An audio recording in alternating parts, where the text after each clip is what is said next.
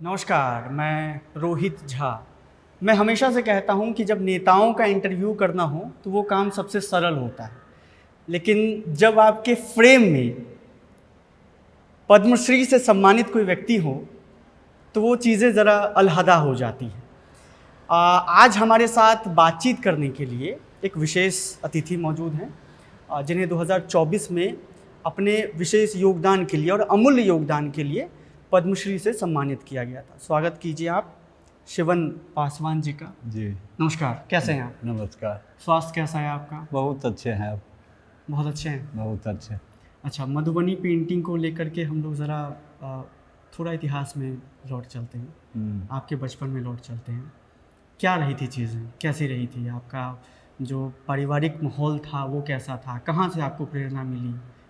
ये बहुत कठिनाई है बाबू जी। जिस समय में हम लोग पेंटिंग करते थे तो पहले पेंटिंग ने एक भास्कर कुलकर्णी बम्बई से वो डिजाइनर आए, वो आंगन में जाकर हमारे माँ को कागज़ दिए, दीवार पर जो देखे ना मधुबनी पेंटिंग अच्छी दीवार पर पेंटिंग। कौन से साल की बात है ये? वो तो बहुत पुराना है, 69-70 की बात। 70 के है। तो पहले मिट्टी का घर था, उसी पर मूर्ति सब अभी जो आ गया ना दीपावली टाइम, तो मट्टी से हाथी घोड़ा सलहे से सब बनाते हुए थे। तो वो घर पर आए तो देखे कि बोले कि ये जो बना है दीवार के ऊपर वो कागज़ पर बना दोगे? कहा ठीक है बना देंगे। तो बना दिए तो देखे उस समय में 4 आना 8 आना पैसा बहुत काफ़ी होता था। जो कभी नहीं पैसा देखा वो 4 आना देख लिया तो बहुत इसको हुआ कि हाँ बहुत पैसा मिला।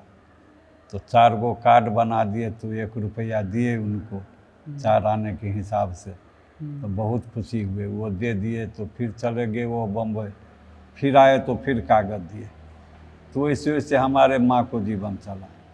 हमारे जो संघर्ष की बात है उस टाइम में विशेष रंग नहीं मिलता था, तो उस टाइम में हम क्या किए तो दिमाग बहुत अपना लगाए कि हम भी पेंटिंग बनावे।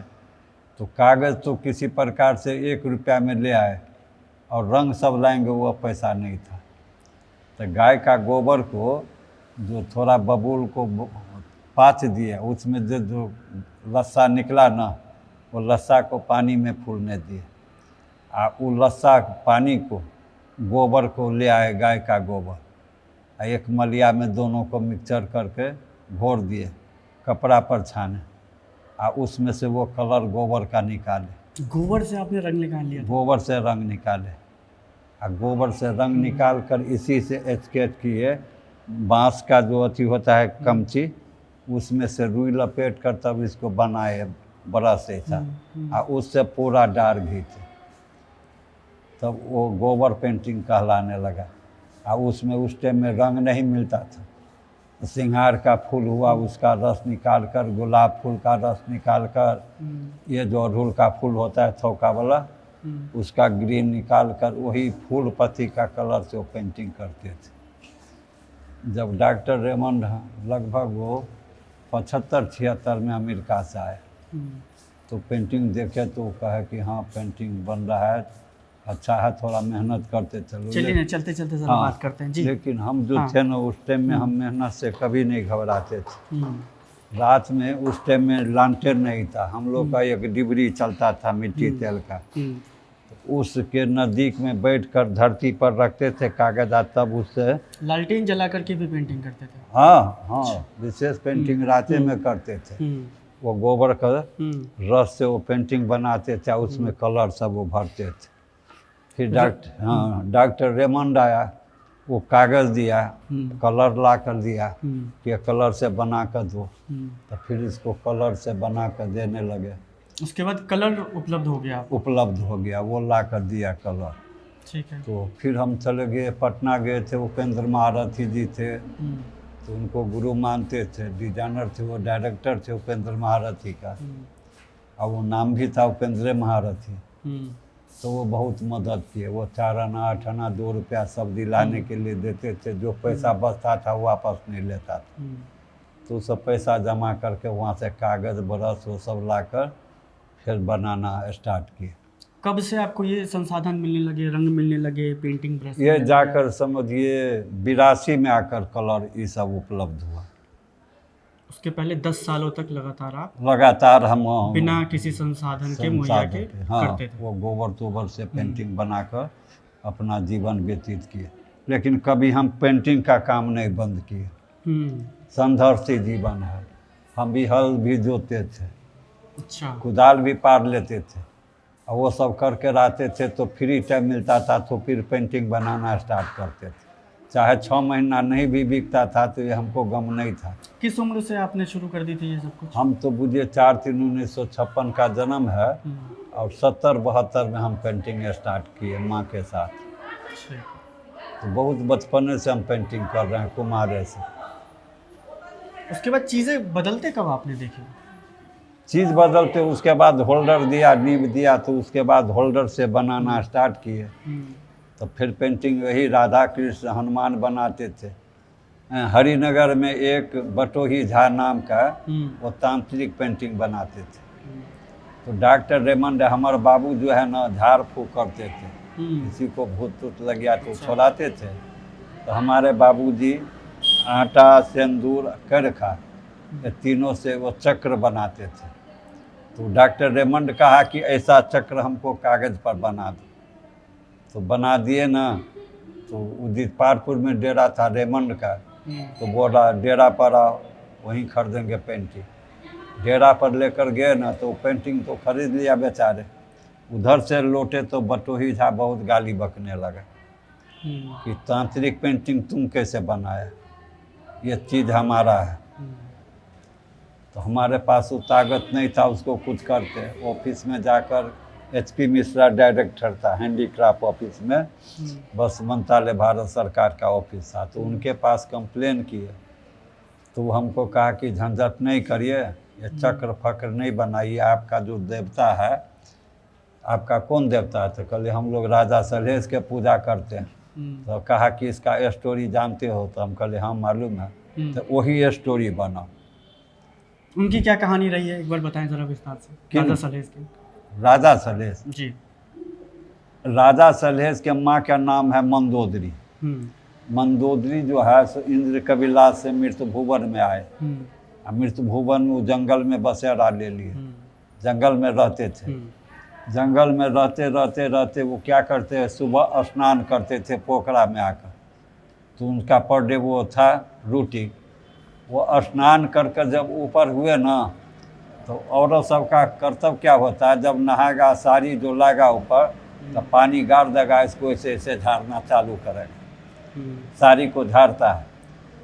तो पोखरा के नदी किनार में एक बबूल बड़ का पेड़ था, बरगद का। वहाँ पर एक बागवानी मुनि तपस्या पर बैठे हुए थे। तो कपड़ा जो ऐसे झाड़ दिए ना तो उसमें से 1-2 बूंद पानी उड़कर वो मुनि जी को पड़ गया। उसका जो है अति भगन हो गया तपस्या। पानी पर आग चका कर उठ गया कि कौन पानी डाल दिया। तो उस पर नज़र पड़ा मंदोदरी पर, तो श्राप दे दिया कि जाओ तुम्हारा कुमारे में 4 पुत्र पैदा होगा। तो बहुत रोने बिखरने लगे कि हम कुमार है, 4 बच्चा हो जाएगा तो दुनिया में सब न हंसेगा कि बच्चा कैसे इनको आ गया। तो बाबा कहे कि हमारे बात वापस नहीं होगा, लेकिन बड़ा को नाम जो है उसको सलहेश नाम रखना, दूसर बच्चा होगा उसका मोतीराम नाम रखना, तेसर बच्चा होगा उसका बुद्धेश्वर नाम रखना। अब वो बच्चा जो सलहेश जो होगा बहुत कर्मठ होगा, अब वो एक राजा होगा भयंकर। तो जैसे वो श्राप दिए वैसे वो सलहेश महाराज पैदा हुए तो कुश्ती लड़ने लगे। कुश्ती लड़ते लड़ते डंका के चोट पर लड़ने लगे। तो ऐसे ऐसे उसका नाम फैलते ही गया, तो वो बहुत बड़ा ये अति राजा बन गया। तब तक वो 2-4-10 गांव अपना जो जीत कर ये बना लिए, अपना राज कायम कर लिए। घर का राज का नाम राज में सोथा रखा। तो वहाँ पर वो कर रहे थे। तो राजा सलहेश, मोतीराम, बुद्धेश्वर 3 भाई थे, उसका एक बहन था बनसप्ती, 4 भाई बहन थे। तो कुछ समय की बात है, इधर जो है मोरंग में राजा मच्छिंदर नाम का एक राजा था, उसका 5 लड़की था। रसमा, कुसुमा, देवना, फूला, फूलमंती, 5 बहन थे। तो पांचों बहन अपना प्रतिज्ञा कर लिए कि जब हम शादी करेंगे तो राजा सलहेश से करेंगे। ठीक है। मैं शिवन जी एक चीज़ और आपसे समझना चाहता हूँ कि आपने बहुत संघर्ष देखा अपने जीवन काल में। जी। आप बता रहे थे कि एक वक्त था कि आपके पास रंग भी उपलब्ध नहीं थे, हाँ, कुछ गोबर नहीं। से निकाल करके जी, आप जी, वहाँ से चीज़ें कर जी। रहे थे। वहाँ से लेकर के जब आपको ये खबर मिली कि पद्मश्री से आपको सम्मानित किया जाएगा, जब आपको सूचना मिली, आपका पहला रिएक्शन क्या था? चलिए ना, चलते चलते ज़रा क्लासरूम 5-6 बार हम अप्लाई किए हुए थे जी। ये पद्मश्री के लिए। 5-6 बार अच्छा, अप्लाई कर चुके हुए थे, ठीक है। कोनो साल नहीं हो रहा था। और 24 में भी 23 में भी अप्लाई किए हुए थे, लेकिन हिम्मत टूट गया हुआ था कि अब नहीं मिलेगा पद्मश्री। अच्छा। हिम्मत टूट गया, फिर भी हम हिम्मत नहीं हारे थे कि जब तक जिंदा है जब तक अप्लाई करते रहेंगे, जब होगा होगा। ठीक है। तो उसी समय में जो भाग आने लगता है तो किसी प्रकार आता है। हमारे पत्नी का नाम है शांति देवी जी। वो दिल्ली गई हुई थी, तो वहाँ G20 का एक मेला, एक पेंटिंग लगाई गई थी। हाँ, G20 मेला लगा हुआ था, तो उसमें उसका नाम था शांति देवी का। तो G20 में वो चंद्रयान बनाए हुए थे। जी, आइए ना, आइए। चंद्रयान जो बनाए हुए थे, तो प्रधानमंत्री आकर देखे वो पेंटिंग को, पूछ दिए कि इसमें क्या बनाई हो, तो कहा मिथिला पेंटिंग तो सब बनाता है सर जी, हम इस चंद्रयान बनाए हैं नया चीज। अच्छा। और उनका फोटो भी बना दिए तो हुए मिथिला थे। पेंटिंग की भी झलक थी उस चंद्रयान में? हाँ, सब तो जी। मिथिला पेंटिंग का बना हुआ था ना। तो इसमें नरेंद्र मोदी का मूर्ति बना हुआ था। एक तो वहाँ अमेरिका का जो था राष्ट्रपति, उसका भी फोटो बना दिया हुआ था। और जो लड़की चंद्रयान, डोनाल्ड ट्रम्प की बात कर रहे हैं? हाँ हाँ जी, अच्छा। तो उसका भी पेंटिंग उसमें बना दिया हुआ था। तिरंगा झंडा बना दिया हुआ था कि हमारे भारत का ये पहचान है। अंतरिक्ष में कौन बैठा हुआ था, कोई औरत, उसका भी पेंटिंग वो बनाया हुआ था उस पेंटिंग में। तो देखे, सब कुछ देखे, बहुत खुशी हुए। तो प्रेजेंट देने लगे प्रधानमंत्री को, तो बोला कि अभी हमको प्रेजेंट नहीं चाहिए, इसको बचा कर रखिए, अभी पेंटिंग को बचा कर रखिए, हम बाद में लेंगे। ठीक है। तो बाद में लिए नहीं, ले कुर्सी है बाबू, कुर्सी है पीछे। हाँ ठीक है, कैमरा पर्सन जरा सा ध्यान रखे, पीछे उनके हाँ जो है कुर्सी लगी हुई है। तो जी।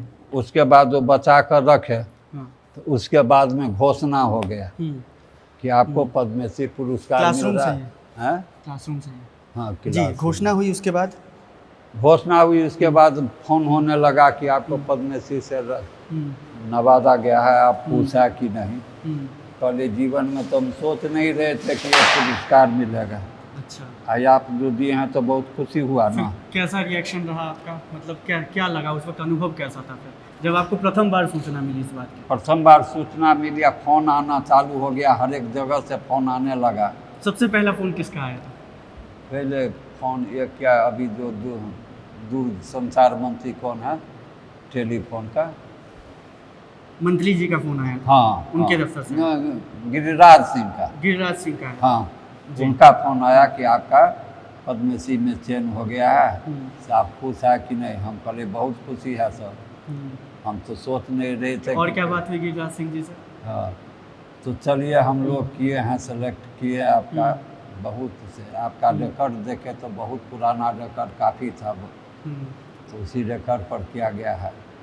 तो बोला कि देखिए 2 लाख ये पत्र आया हुआ था, जिसमें नाम छटते छटते 160 की 140 बोला कि इतना का प्राइज मिलेगा ये पद्मश्री अवार्ड, जिसमें आप दोनों पति पत्नी का नाम सेलेक्ट हुआ।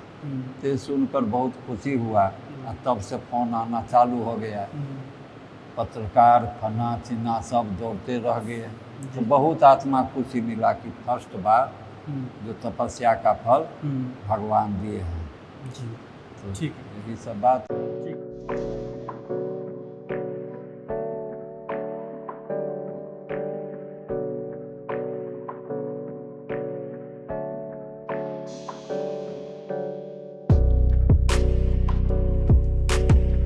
मैं आपसे ये भी ज़रा समझना चाहता हूँ कि गोधना मधुबनी पेंटिंग जो है वो कैसे अलग है सामान्य जो मधुबनी पेंटिंग होती है?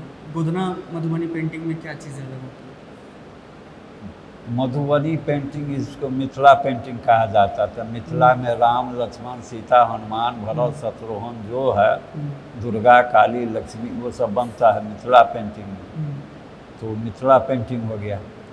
पहले ज़माना में जो नट्टिन लोग होते थे, तो नट्टिन लोग 9 गो सुई को इकट्ठा कर कर काला रंग से ये गोदना गोदते थे हाथ के ऊपर में, टैटू बनाते थे। टैटू अच्छा। सीना में, ये पट्ठा पर, ये कब्जा सब में। तो हम लोग, ये हमारे नट्टिन का देन था, तो हम लोग उसी में से आते हैं। SC ST जो कलाकार सब है वो विशेष गोदने ही पेंटिंग। तो बोले थे वो HP मिश्रा कि आप लोग अलग पेंटिंग बनाइए। तो हम लोग दिमाग दौड़ाए तो हम गोदना पेंटिंग स्टार्ट की। गोदना पेंटिंग स्टार्ट किए तो उसमें पूरा स्टोरी बना दिए। स्टोरी देख देख पर गाना है तो बहुत आकृष्ट हुआ पब्लिक लोग को। तो जितना में मिथिला पेंटिंग भी बिकता उतना में गोदना पेंटिंग भी वही रेट में बिकता है। तो हम लोग संभल गए। उसी दिन से वो बुझिए ये 80-81 से ये पेंटिंग हम लोग स्टार्ट किए, गोदना पेंटिंग अलग किए। तो उस टाइम से गोदना पेंटिंग कुछ जो शेड्यूल कास्ट का वो सब गोदना पेंटिंग बनाते हैं। कलाकृतियाँ क्या क्या होती है गोदना पेंटिंग में? रंग कौन कौन से इस्तेमाल होते हैं? उसमें विशेष खाली ब्लैक कलर होता है। ब्लैक कलर होता है। ब्लैक, ठीक है। और थोड़ा मोरा जो हुआ, कोई कलर कहता है कि थोड़ा कलर लगा दो, तो लाल कलर कहीं कहीं लग गया जाता है। बस उस 2 ही कलर से पेंटिंग ज़्यादा बनता है। ठीक है। अच्छा, एक सवाल मैं आपसे पूछना चाहता हूँ, थोड़ी सी ज़्यादा तवज्जो देकर पूछना चाहता हूँ। अगर आप चाहें तो इस सवाल को आप स्किप भी कर सकते हैं, अगर ना देना चाहें। मैं आपसे ये पूछना चाहता हूँ कि संघर्ष के दिनों में क्या कभी आपको जातिगत भेदभाव का भी सामना करना पड़ा? ये मत पूछो बाबू, बहुत था, बहुत था। जाति पाति वाला सवाल बहुत।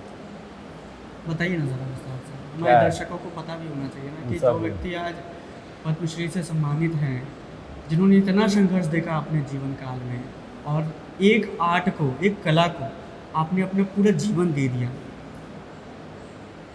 किन दिक्कतों का सामना करना पड़ा? मैं ऐसी खबरें भी पढ़ रहा था कि आपकी जो वो चीज़ पूछना है, चलिए साइड में बताते हैं। चलिए, यहाँ आइए, पर बच्चे आइए। लोग हैं, इतना जी, बात जी, जी। कहना भी जी ठीक नहीं जी, है। कोई बात नहीं, आप आइए आइए। ये सवाल जो पूछे हैं, डॉक्टर रेमंड डेरा रखे हुए थे जितपारपुर। ठीक है। हम लोग पेंटिंग बेचने के लिए उसके पास जाते थे। ठीक है। एक दिन ये जो बउआ देवी है ना, वो भी कलाकार है, जी हमारे पत्नी भी कलाकार, हम भी कलाकार थे। जी। तो डॉक्टर रेमंड बोला कि चलिए जो बउआ देवी के बरामदे पर ये मधुबनी पेंटिंग बनवाएंगे थोड़ा। ठीक है। उसमें शांति और शिवन तुम भी हेल्प करो, तुम भी रंग तंग भरो। हम्म, तो चले गए उसका आंगना। हम्म, उसका आंगना जो गए तो बउआ देवी के एक तो दियादनी थी छोटा, वो हमारे पत्नी से पूछ लिया कौन जाति के हो, तो वो बोल दिया कि हम पासवान हैं। राम राम राम मेरा अंगना घिसना गया। जहाँ वो ठहरा थी या जहाँ हम ठहरा थे, उतना दिन दूर का खुरपी से वो मट्टी निकाल कर फेंक दिए। शांति देवी को कब की घटना है ये बहुत वही 70-71 का घटना। 70-71 की घटना। हाँ, और शांति देवी को एक लोटा में पानी दिया कि इससे नुरेठ दो। गली तली में पानी छींटना चालू किया कि पूरा छुआ गया। तो ये सब बात क्या पूछ रहे हो, बहुत आँख में लोर आ जाता है। जब हम पेंटिंग सीखने के लिए उपेंद्र महारथी पटना में गए हुए थे, तो घर से तो कुछ लेकर नहीं गए थे, 25-50 रुपया था सर में। वहाँ गए तो एक जोगमाया देवी था, वो अथी था कायस्थ जाति का, आ एगो जमुना देवी था, चमैन थी वो। तो दोनों कलाकार वहीं पर उपेंद्र महारथी में वहीं से बरामदा पर पेंटिंग बना रहे थे। तो हम भूले भटके चल गया, भूखे भी थे उस दिन, पैसा भी सोचे था कि कुछ खाते, एक भी पैसा पास में नहीं था। हम भूल रहे थे उपेंद्र महारथी। इस दोनों को जो देखे ना तो हम नहीं चीने, वही सब चीन गया कि लहरियागंज घर मधुबनी। हम कहले हाँ से अब तक केना चले लग तो सब कहानी बताया कि हम घर से आए थे भागकर, पैसा नहीं था, जब था तब खा लिया, अब पैसे नहीं।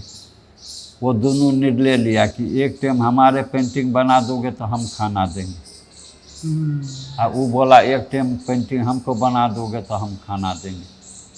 तो पेंटिंग बना करके उस वक्त आपको तो वो खाना मिलता था? वो हाँ, वो दोनों जो पेंटिंग बनाते थे ना, तो उस टाइम में हम कलर भरते थे, उन लोग को कलर कर देते थे सारे दिन। तो एक दिन टाइम का खाना वो देता था, और एक टाइम का खाना जमुना देवी देती थी। जमुना देवी तो थोड़ा बर्तन में भी दे देती थी खाने के लिए, लेकिन वो श्याम कुमारी देवी जो था वो ये बरामदा का धो देता था, और उसी पर चावल दाल सब्जी रख देता था।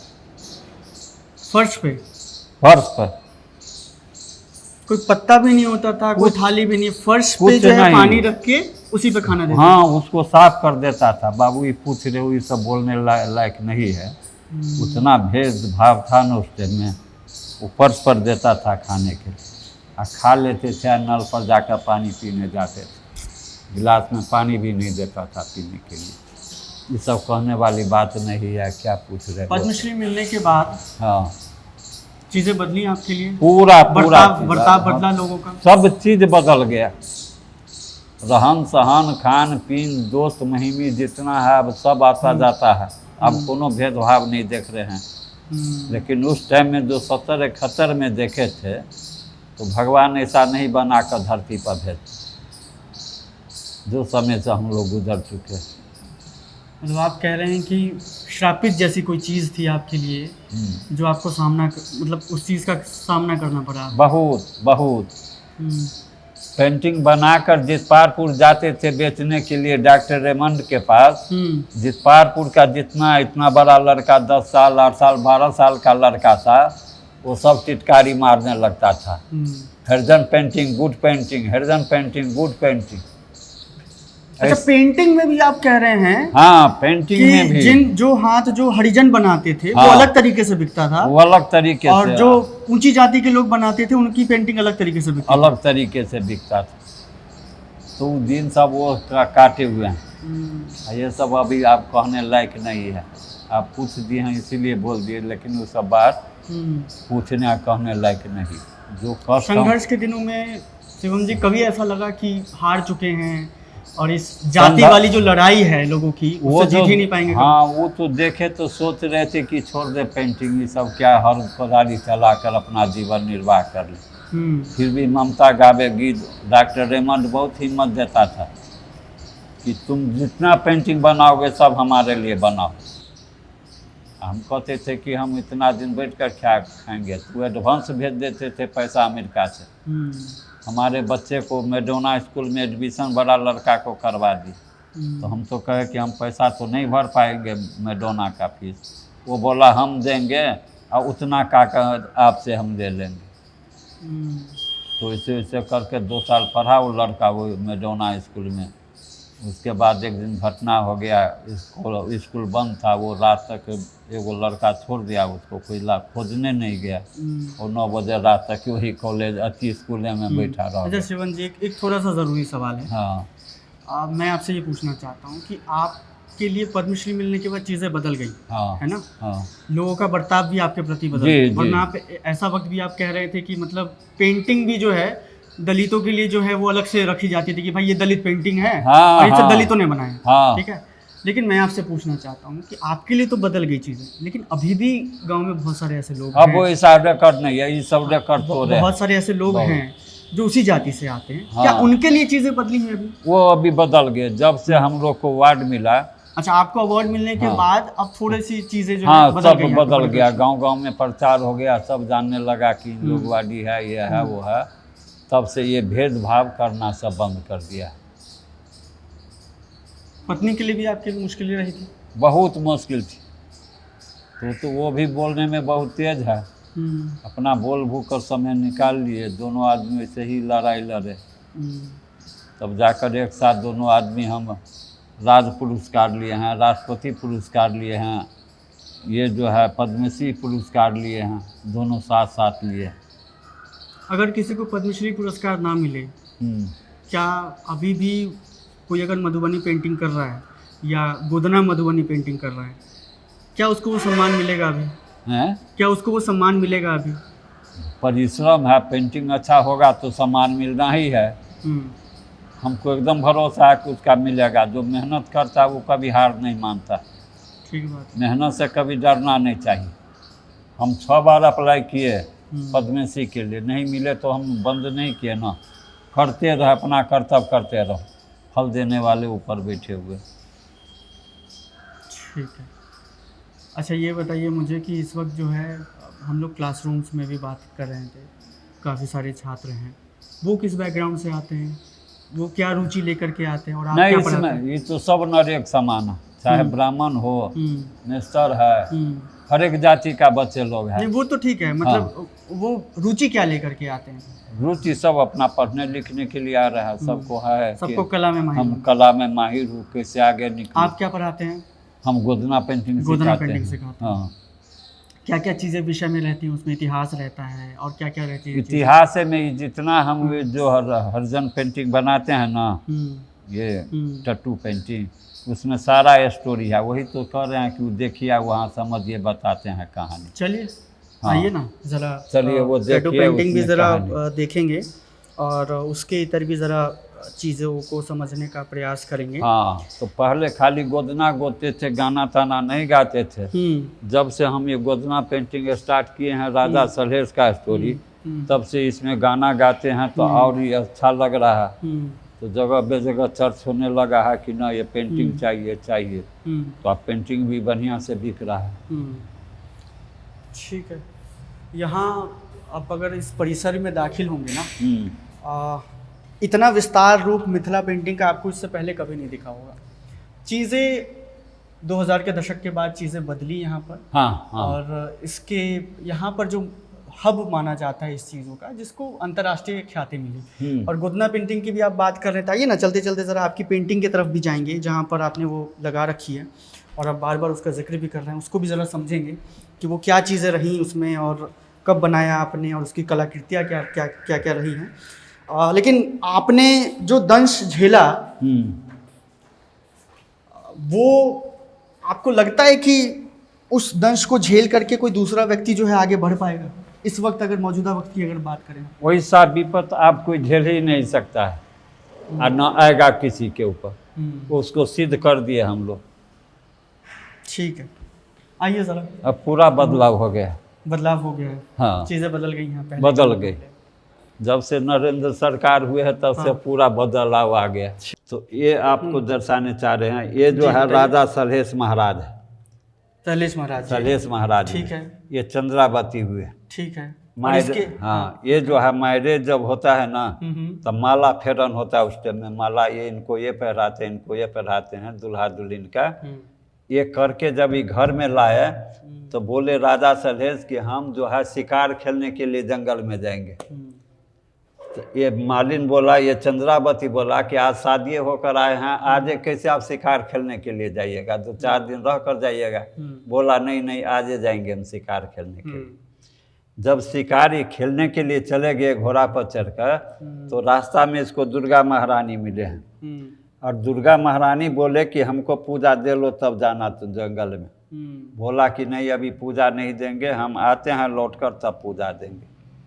ठीक है। कहकर चले गए।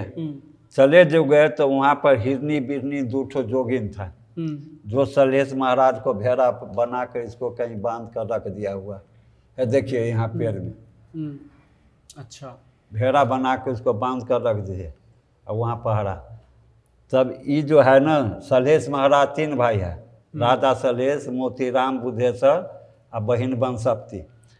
तब ये कहने लगे इन दियोर से, मोतीराम से, कि आब हो देव रे मोती ये राम, आहो बर हित तोरा मिलत देवर बे बर मित तोरा मिलवतो। आ भैया सन सहोदरा तोरा दुनिया में नहीं मिलत नहीं हो, देवर मोती ये राम, आब हो देवर मोती ये राम, आहो गाँव ना के धोतिया देवोर बेयर गनिया पर टांगल छै। आई धोतिया के रंगवा मलिन मुँह नहीं अब बे के लई हो देवर मोती राम। आवो देवर मोती राम। आहो खोजी यौ में खोजी यौ देवर बे भैया अब सहोदरा के। ऐ कौन ऐ बन में भैया तोहर बीरा दै छक हो देवर मोती राम। ये दियोर से कहता है। बहुत सुंदर गाया आपने। हैं यहाँ से ये गाना है और इसी में और दिखा रहे हैं।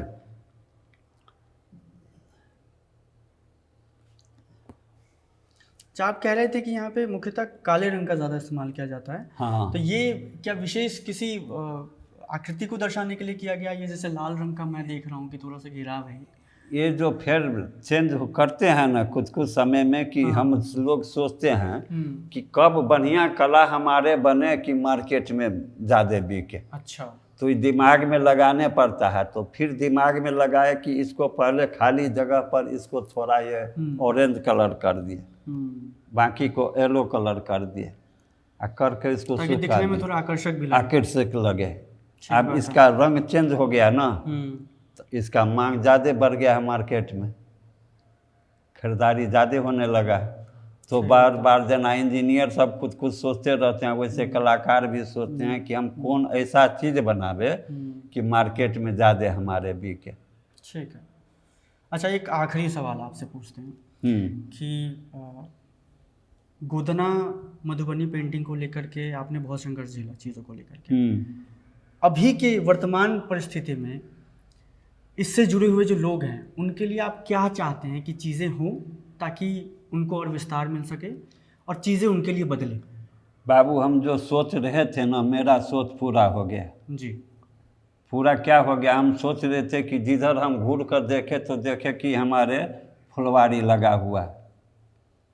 तो आज हम जिधर घूर कर देखते हैं तो पेंटिंग में कलाकार हमको 25-50 हर एक जगह देखने में आ रहा है, कोई जगह खाली नहीं है। तो मेरा जो सपना था पूरा हो गया। और हम जो है जो 10,000 से ऊपर कलाकार को वस्त्र मंत्रालय भारत सरकार से या बिहार सरकार से ट्रेनिंग लेकर 25 बच्चा, 300 बच्चा, 200 बच्चा को सिखाते गए हैं। अभी तक हमारे ख्याल से 10,000 बच्चे को हम पैर पर खड़ा कर दिए। अब क्या चाहिए? हमारे मधुबनी में कोई फैक्ट्री तो है नहीं जिससे कोई गुजर बसर करते। तो सब बच्चे जो है सो पेंटिंग में लगे हुए हैं। कोई साड़ी बना रहे हैं, कोई दुपट्टा बना रहे हैं, कोई सूट बना रहे हैं, कोई टोपी बना रहे हैं, कोई चादर बना रहे हैं और सबका बिक्री बढ़ रहा है। ऐसा नहीं है कि मार्केट गिर गया, नहीं खरीदारी हो रहा है। किस साल से मधुबनी पेंटिंग के लिए जो है चीज़ें बदल गई हैं आपके आसपास? ये जो है जो समझिए, ये जब आपको लगा कि अब जो है ये 20-21 से जो इसका अथी बदला है, उसके बाद से विस्तार मिला है। विस्तार बहुत, जब से सीतारमन आ गए हैं मधुबनी, इसमें आए हुए थे मिथिला चित्रकला संस्थान में, तो दुलारी देवी का बना हुआ पेंटिंग संस्थान में दिया गया। उसे 10,000 में खरीद कर संस्थान से दिया गया साड़ी। लेकिन पूछ दिया कि कौन बनाया था, ये दुलारी मैडम। तो हम लोग एक ही सवाल रख दिए हुए थे कि मैडम जो आप अथी पास करिएगा तो हम बजट में ये हमारे ही मधुबनी पेंटिंग का साड़ी पेड़ करिएगा। तो जैसे हम लोग कहे जैसे वो किए वही साड़ी पेड़ कर वो अथी किए हैं। तो जब से डिमांड बहुत आ गया साड़ी का, दुपट्टा का, बंडी का, टोपी का, चादर का, हर एक चीज़ को, और इतना आ गया है कि मधुबनी में अब कलाकार कोई बैठा हुआ नहीं है। सब कोई अगर ये कला सीखना चाहता है, हाँ, कहाँ से शुरू करे?